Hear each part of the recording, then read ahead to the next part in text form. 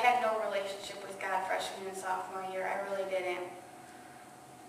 When I hit the lowest of my low point, I was seriously struggling. I hate the word depressed because people overuse it and they can take it to mean, it can mean so many different things. I really did struggle with depression, but there's a difference between depression being a mood and being a mindset. I had at first where it was just moods that I get thrown into, but it eventually became a mindset. I had no reason to keep going. I had no purpose. I was just kind of going through the motions and really just living, not caring about absolutely anything. I never really harmed myself, even though I really didn't see myself as having value, but I had this obsession in my mind with what I look back and I realized probably were like suicidal thoughts, but it wasn't the fact that I wanted to die. I didn't want to die. I never ever would wish that, but it became a seeking for attention. I needed attention so bad that I wanted to take myself out of the picture so that people would really realize how much I meant to them. And there's seriously something wrong with that when you have that idea.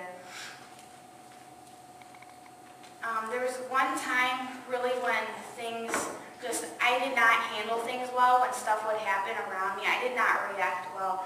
And I remember a couple of times when I would stand before my medicine cabinet just shaking because I didn't know how to deal with what was going on. I had no relationship with God. I had nothing really to turn to, no friends, no family, and I didn't want God to be in the picture. There was one time when I took 6 Tylenol PM, and I managed to stop myself, and I really, to this day, have no idea why. I turned and I walked away. I think I scared myself so badly that I was just like, it really hit home, the fact that I didn't want this. I didn't want this at all. Well, for me, growing up as, the way I did, I grew up on the poorer side of life. I shopped at Salvation Army. That was the best I could get. My wardrobe was Salvation Army. I had like those shorts that had those ugly prints from like the 80s, and it was bad. And my real father was never in my life. My mom and my stepdad were separated, and it really took an effect on me, them not being together, the way I looked at how parents are supposed to be. It gave me the mindset that it was just, I don't know how to explain it, but I saw them as something that, like, they were fake. It wasn't real. It was based on something that was money, and that's the only reason why they were together.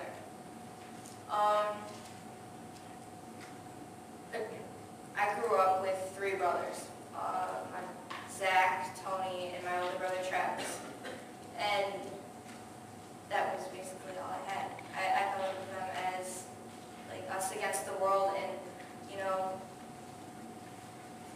nobody was there to help hold us up. It was really hard. In elementary school, I was rejected by my peers often. One time I remember an instance where I was left on the playground, and the people who I thought were my friends, they basically said, you know what, we don't like you, so get away from us. And that day I remember specifically going into school crying because I never expected that. I seriously and totally trusted them. As my life went on, my mother, she became a drunk.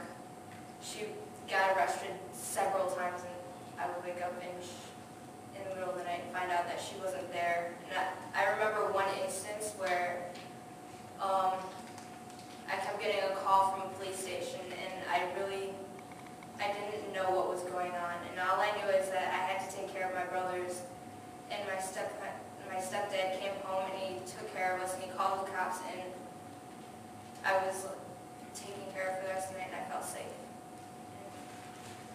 Because I wasn't by myself, and I wasn't there being responsible for my brothers. And as time goes on, my life started going more and more downhill as my mom's drunkenness progressed, and eventually I started smoking when I was in 7th grade, and it started with just a hit of a cigarette.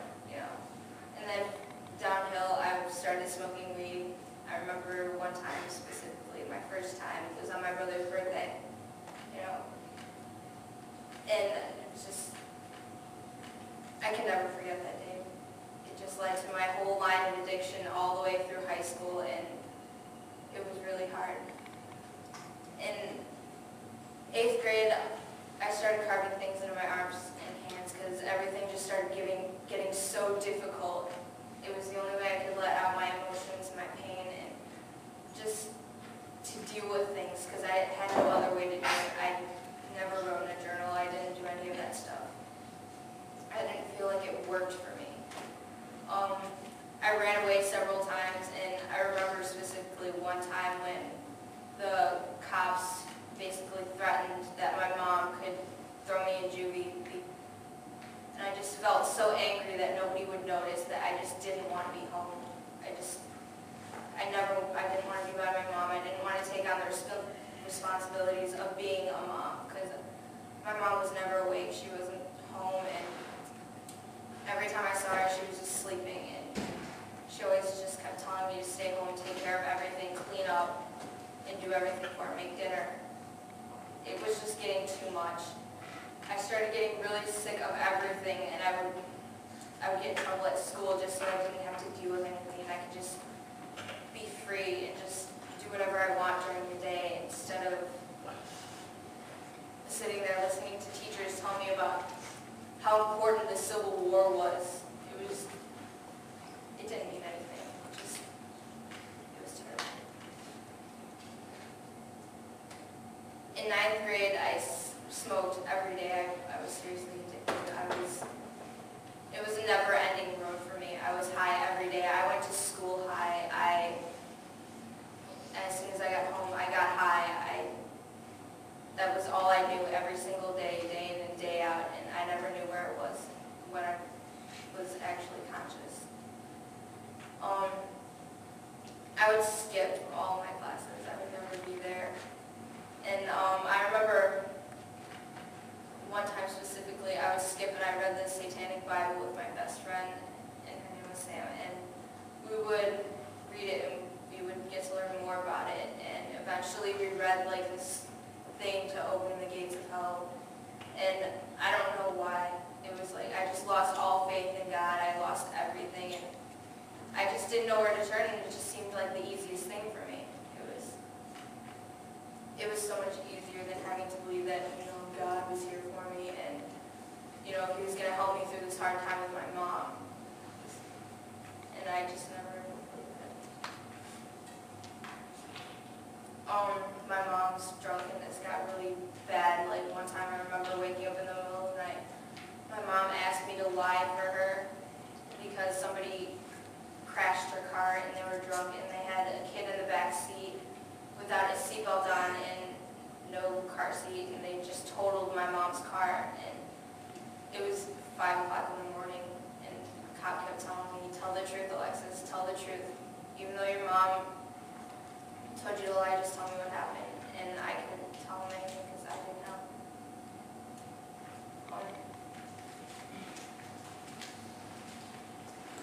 A major point for my life was in 9th grade. I was suspended for 2 weeks for a pack of cigarettes and vandalizing the school grounds. Even though the pack of cigarettes wasn't mine, I just didn't want to be at school and I took the blame anyways. And eventually that led to me going to a mental hospital and being categorized as self-injurious and aggressive, even though I really wasn't. I just was aggressive towards my mom. I yelled at her all the time. I was sick of her. I didn't want to be by her. I didn't want to be in the same house. I didn't want to look at her because every time I saw her, she was drunk, and I just didn't want to be around her. Everything was seriously out of control, and while I was in the hospital, I got a call from my aunt and uncle offering to take me in and to give me a better future, and I took it. It was like the best thing that happened to me, and ever since I